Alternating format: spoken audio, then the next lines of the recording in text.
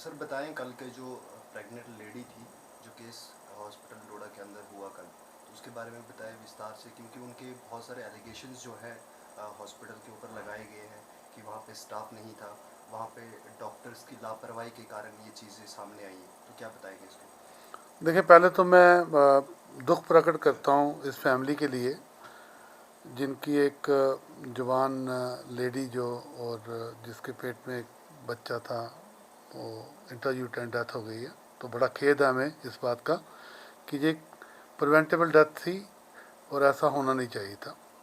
उसके साथ साथ ये मैं साफ कर देना चाहता हूँ कि जो भी हुआ, जो फैक्चुअली मैं आपको बताता हूँ कि क्या हुआ है।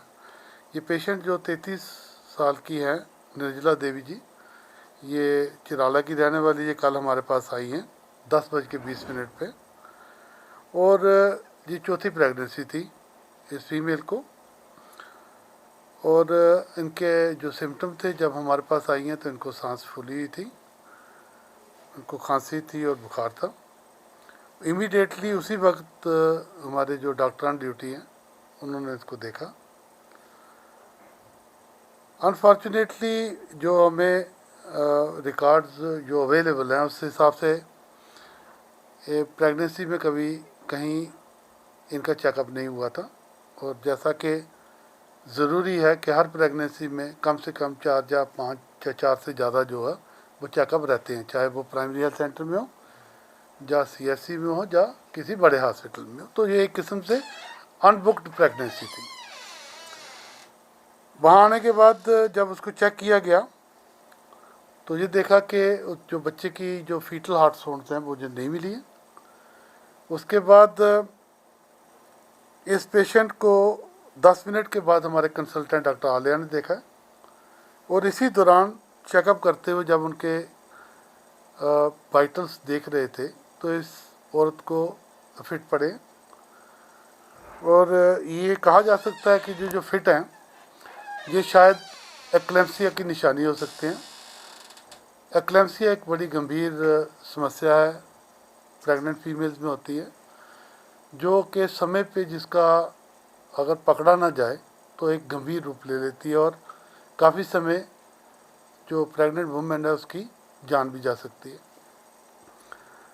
हर इन्वेस्टिगेशन की गई है, इसको अटेंड किया गया है। ना सिर्फ जो कंसर्न डॉक्टर्स हैं गायनेकोलॉजिस्ट, बल्कि फौरी तौर पे मेडिसिन वालों को भी समन किया गया है, क्योंकि ऐसा शक हुआ कि जैसा इस औरत में जो बिल्कुल पेल थी इसमें हीमोग्लोबिन के लेवल बहुत कम रहे होंगे। और ये भी हो सकता है कि ये पेशेंट जो जब हमारे पास आई है तो ये हार्ट फेलियर में रही हो। इमीडिएटली उसकी सिचुएशन में बहुत जल्दी गिरावट आ गई और 1.5 घंटे के अंदर ही अनफॉर्चुनेटली ऑल जितना पॉसिबल हमने रिससिटेटिव मेजर्स करने थे, जितनी पॉसिबल हेल्प हम इसकी कर सकते थे, करने के बावजूद भी हमें बड़ा अफसोस है कि ये पेशेंट जो है वो हम बचा ना सके। सर जो बेबी था, अनबॉर्न बेबी जो था, वो ऑलरेडी डेथ हो चुकी थी उनकी, या जो हॉस्पिटल के आने के बाद? देखें, ऐसा डेट जो तो क्लिनिकली डॉक्टर्स ने, जो मेरे गायनेकोलॉजिस्ट ने बताया, ऐसा लगता है कि उसकी जो डेथ वो पहले हो चुकी थी। और जो हम क्योंकि उस वक्त तो उनको एमरजेंसी में देखने के लिए लगे हुए थे, इसकी कंफर्मेशन जो है वो थोड़ी टेस्ट से की जा सकती है, लेकिन क्लिनिकली लग रहा था कि वो जो हार्ट बीट है वो सुनाई नहीं दे पा रही थी। और इसका नॉट ओनली हमारे जो रजिस्ट्रार हैं, इसको कंफर्म हमारे कंसल्टेंट ने भी किया है। सर उन्होंने ये भी उल्लेख किया कि वहाँ पे जो है डॉक्टर्स नहीं थे, हमने बहुत ढूंढने के बाद जो डॉक्टर्स आए, फ़ोन करवाया, फिर डॉक्टर्स आए। नहीं, ये तो बिल्कुल जो नाजायज़ एलिगेशन लगाई गई है। हमारे पास जो मैंने रिकॉर्ड चेक किए हैं उसमें 10-20 से लेके ठीक अगले 1.5 घंटे तक जिन जिन डॉक्टर्स ने उनको देखा होगा उनके बाकायदा नोट्स हैं। पॉसिबल है कि वो हमारे डॉक्टर्स को पहचान ना पाए हों, क्योंकि हमारे कुछ डॉक्टर्स जो हैं वो PP किट में रहते हैं। ये उनको शायद लगा होगा कि हमें कोई डॉक्टर नहीं देख रहा बल्कि कोई नर्सिंग स्टाफ दे रहा है। मैंने आपको 3 कंसल्टेंट के नाम बताए हैं। इस पहले हमारे रजिस्ट्रार महावीश काजी, डॉक्टर महावीश ने देखा है 10-20 पे। उसके बाद डॉक्टर आलिया ने उसको देखा है। उसके बाद कंसल्टेंट मेडिसिन ने देखा है उनको, और बाकायदा उन्होंने डॉक्यूमेंट किया है अपने नोट्स के ज़रिए, ठीक है। और उसके बाद एनेस्थेटिस्ट को भी वहाँ बुलाया गया। जो पॉसिबल हम कोशिश कर सकते थे इन हालात में बचाने के लिए, वो हर पॉसिबल कोशिश की गई है।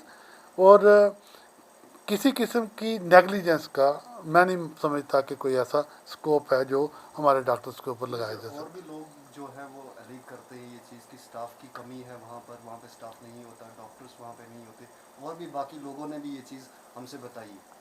तो देखें, इसके बारे में क्या कहेंगे कि क्या स्टाफ की कमी है, क्या वहाँ पे डॉक्टर्स अवेलेबल नहीं होते? क्योंकि अनेबिलिटी के बारे में लोगों ने भी बहुत शिकायतें हमसे की है कि वहाँ पे जो है डॉक्टर्स टाइम पे नहीं मिलते। नहीं ऐसी बात नहीं। मैंने पिछली बार भी आपको बताया था, मैं खुद इसको अपनी डायरेक्ट निगरानी में रख रहा हूँ।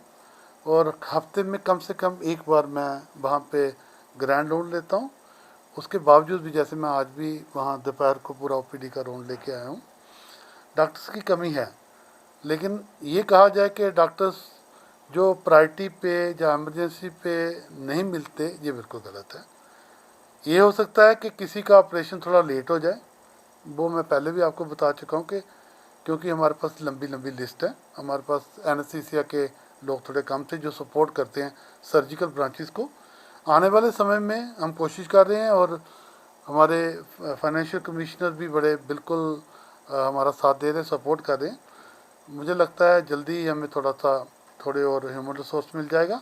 और ये जो शिकायत है लोगों की कि समय पर सर्जरी नहीं हो पा रही है, वो भी भगवान करेगा तो जल्दी ही उसका भी हम ठीक कर ये लें। भी बात देखी जाती है कि वहाँ के जो स्टाफ है मिसबिहेव करते हैं लोगों के साथ। बहुत सारे लोगों ने ये भी बताया कि मिसबिहेव हॉस्पिटल के अंदर किया जाता है। तो इतना एजुकेटेड जो वहाँ पे स्टाफ है, तो फिर ऐसी चीज़ें जो सामने क्यों आती है, हमें देखने क्यों मिलती है? देखिए, आपने पहले भी हमारे संज्ञान में बात लाई थी, और उसके ऊपर एक्ट करते हुए मैंने 1 या 2 जो मुझे शिकायत मिली थी उनको मैंने वहाँ से ड्यूटी से अलग कर दिया था।